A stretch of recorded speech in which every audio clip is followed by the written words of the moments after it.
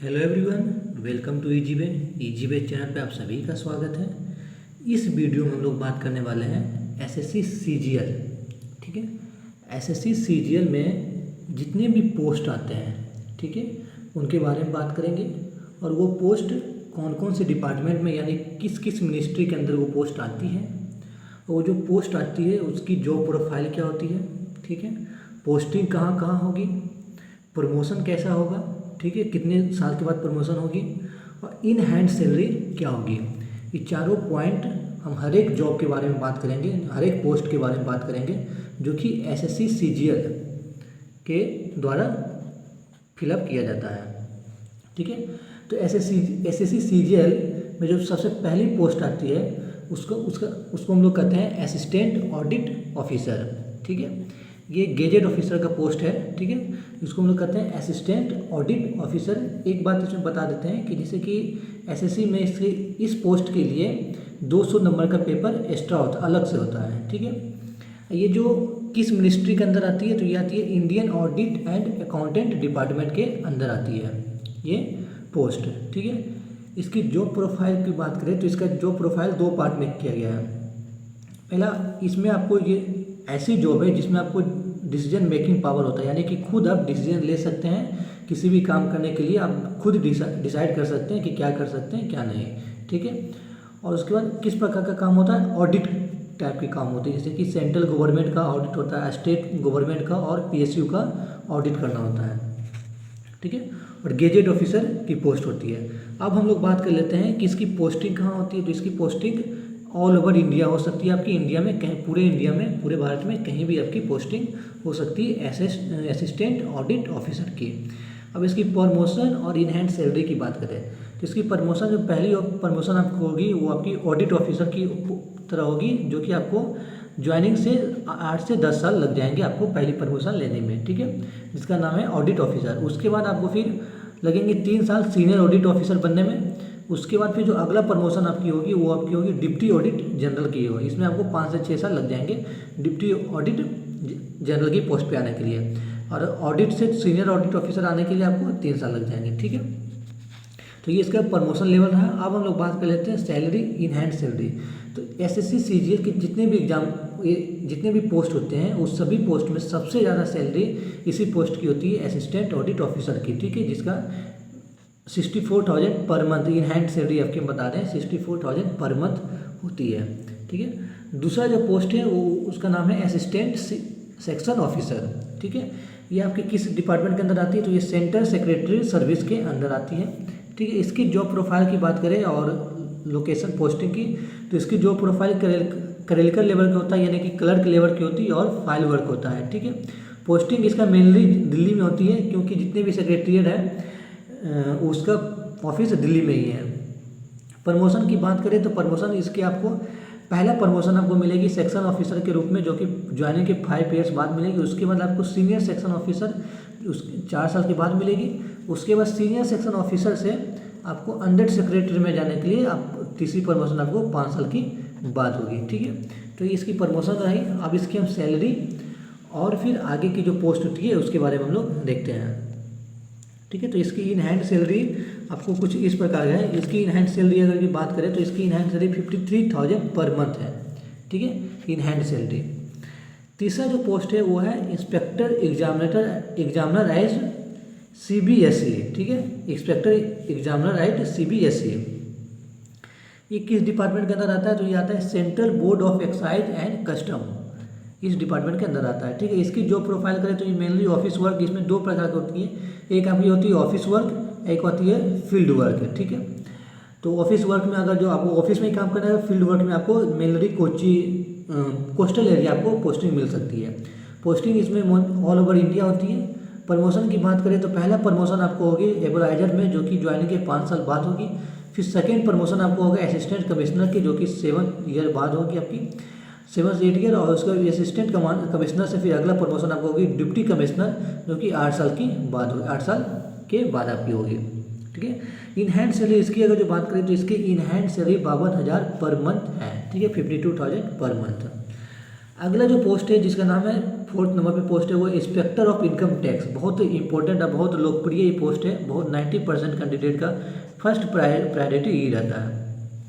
ये आपके income tax department के अंदर आती है, ठीक है। इसकी जॉब प्रोफाइल की बात करें तो पहली जो होती है असिस्टेंट, यानी कि ऑफिस वर्क होता है, असिस्ट करना होता है, और दूसरा होता है नॉन असिस्टेंट, ठीक है। इसमें आपको कंडक्टिंग रेड, यानी कि ये आपका ऑफिस वर्क हो गया, ये आपका हो गया नॉन ऑफिस यानी फील्ड वर्क हो गया। नॉन असिस्टेंट आपका हो गया जैसे कि कंडक्ट रेड, यानी कि आप रेड कहीं मारने के लिए जा रहे हैं तो उसमें आपका सिलेक्शन होगा और उस टीम का आप हिस्सा रहेंगे, ठीक है। तो काफ़ी एक्साइटिंग है, काफ़ी इज्जत वाली जॉब होती है ये।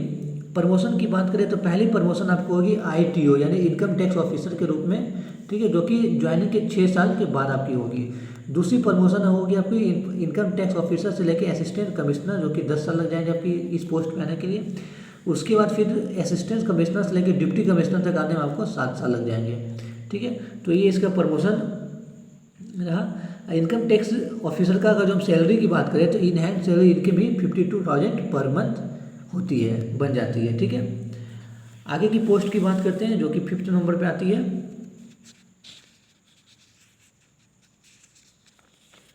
उसका नाम है सब इंस्पेक्टर एट CBI, ठीक है।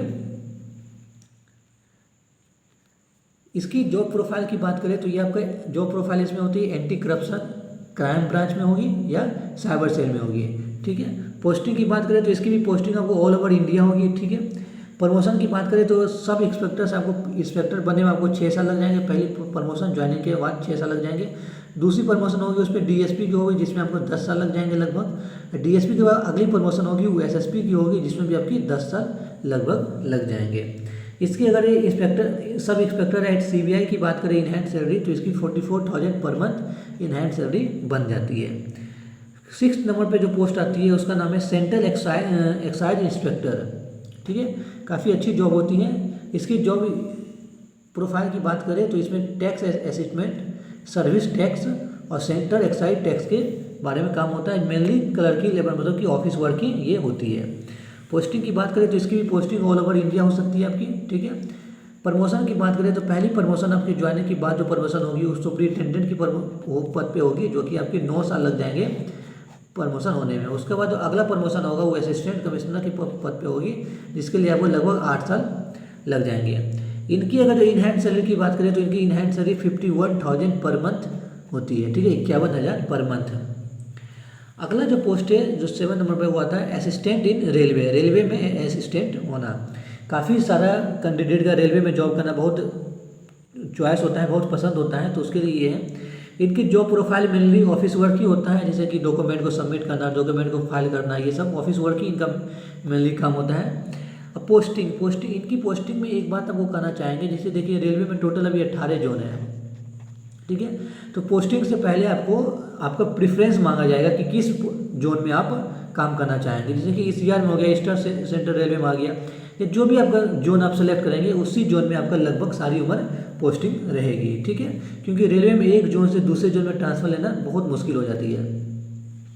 इसकी प्रमोशन की बात करें तो इसका प्रमोशन आपका हो जाएगा, पहली प्रमोशन होगी उस सेक्शन ऑफिसर के पद पे होगी, ठीक है, जिसके लिए आपको 5 साल लग जाएंगे।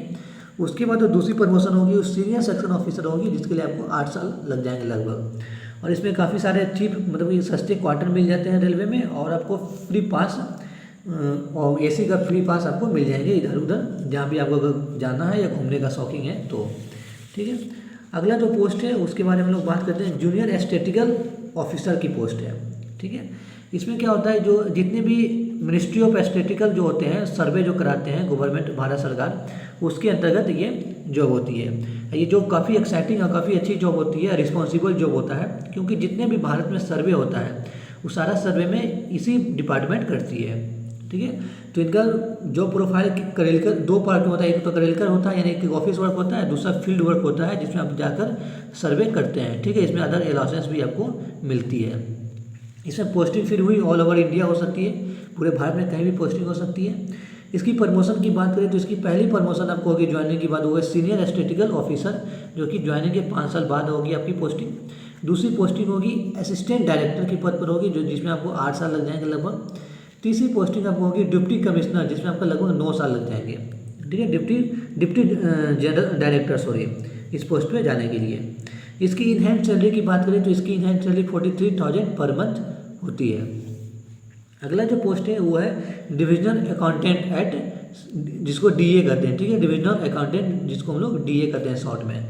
इसकी जॉब प्रोफाइल की बात करें तो ऑफिस वर्क होता है, मेनली 100% ऑफिस वर्क होता है और पोस्टिंग ऑल ओवर इंडिया होता है, ठीक है। प्रमोशन इसमें आप पहली प्रमोशन होगी वो आपकी डिविजनल अकाउंटेंट ऑफिसर ग्रेड 2 पे होगी, ठीक है, जिसमें आपको 8 से 9 साल लगभग लग जाएंगे। उसके बाद होगा डिविजनल अकाउंटेंट ऑफिसर ग्रेड 1 के लिए होंगे, जिसके लिए आपको 9 साल लग जाएंगे दूसरी पोस्टिंग लेने के लिए, ठीक है। इसकी इन हैंड सैलरी की बात करें तो 44,000 लगभग इनकी इन हैंड सैलरी होगी per month. Per month salary आपकी 44,000 हो जाएगी। अगला जो पोस्ट है जिसका नाम है असिस्टेंट इन MEA, ठीक है। इसका जो profile work assistant in IFS officer, जितने भी इंडियन फॉरेन ऑफिसर होते हैं उनकी उसके लिए वर्क असिस्टेंट करना होता है, उनका जो वर्क होता है वो असिस्टेंट करना होता है। प्रमोशन की बात करें जो पहले प्रमोशन होगी वो भी असिस्टेंट एडमिनिस्ट्रेटिव ऑफिसर, ठीक है, जिसके लिए आपको लगभग 5 साल लग जाएंगे। उसके बाद जो आपकी प्रमोशन होगी वो प्रमोशन होगी अंडर सेक्रेटरीट, जिसके लिए लगभग आपको 6 साल लग जाएंगे। इनकी सैलरी की बात करें तो इनकी सैलरी अगर आपको पोस्टिंग इंडिया में होती है तो 54,000 पर मंथ मिलेगी आपको, ठीक है। और अगर इंडिया से बाहर आपका फॉरेन किसी विदेश कंट्री में विदेशी फॉरेन में पोस्टिंग होती है तो उसके लिए आपको लगभग जो सैलरी बनेगी वो 1,10,000 से लेकर के 1,70,000 के बीच में पोस्टिंग बनेगी। ये आपकी डिपेंड करती है कि किस कंट्री में आप पोस्टिंग आपकी हो रही है।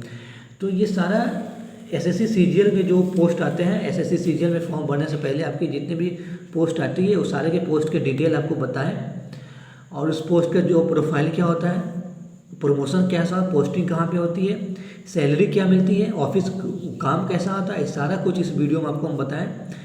होप ये वीडियो आपके लिए काफ़ी हेल्पफुल रही होगी। अगर हेल्पफुल रहा तो वीडियो को लाइक जरूर करिए, साथ ही साथ चैनल को जरूर सब्सक्राइब करिए। बहुत मेहनत लगती है आपके लिए वीडियो लाने के लिए, तो इस मेहनत के बदले थोड़ा सा आप लाइक करिए, सब्सक्राइब करिए और कुछ क्वेश्चन हो या सुझाव हो तो कमेंट सेक्शन में ज़रूर बताइएगा। वीडियो देखने के लिए धन्यवाद।